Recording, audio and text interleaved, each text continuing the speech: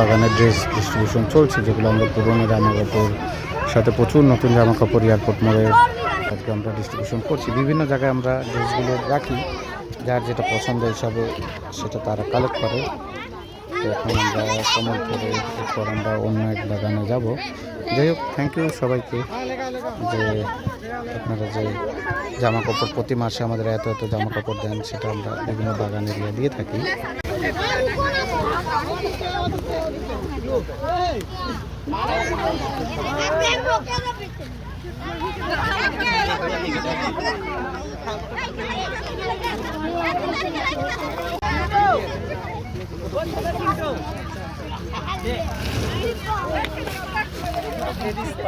নতুন কাপড়গুলো কোনটা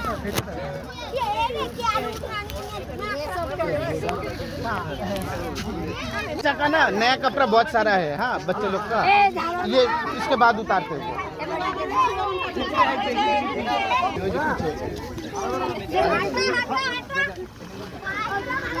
জিন্সের প্যান্টগুলো মানে প্যাকেটে আসছে। জিন্সের প্যান্টগুলো মানে একটা ব্যাগে পুরো জিন্সের প্যান্টই ছিল।